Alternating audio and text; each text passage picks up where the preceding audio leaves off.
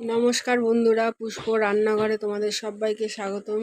আজকে চলে এসেছি নতুন আরেকটা ভিডিও নিয়ে। এই যে আমি শোলা কচু গোল গোল করে চাক চাক করে কেটে নিয়েছি।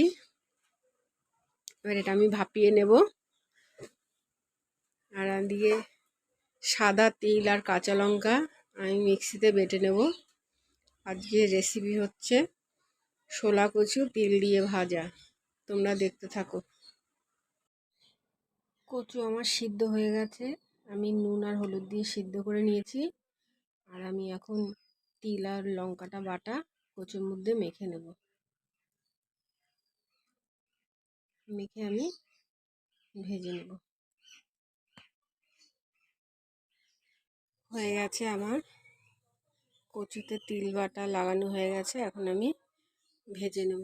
কড়াতে সাদা তেল দিয়ে দিয়েছি, ভেজে নেব।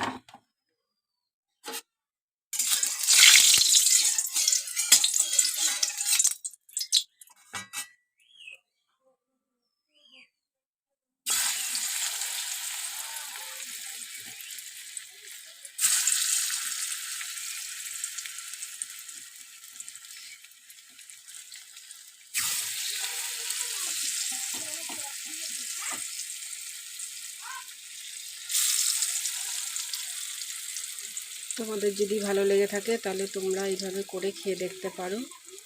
গরম ভাতের সঙ্গে দারুণ লাগে।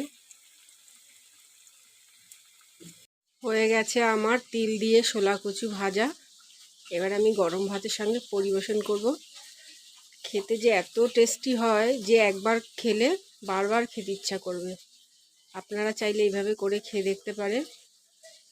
দারুণ লাগে, দারুণ, অসাধারণ, বলে বোঝাতে পারবো না। অনেকেই এইভাবে খায়নি কোনো দিনও, একবার খেলে বারবার খেতে ইচ্ছা করবে। আর যদি আপনাদের ভালো লাগে তাহলে প্লিজ লাইক করবেন, কমেন্ট করবেন, শেয়ার করবেন। আর যদি কারো খেতে ইচ্ছা করে তাহলে সে পুষ্পর রান্নাঘরে চলে আসতে হবে। আজকের মতো টাটা।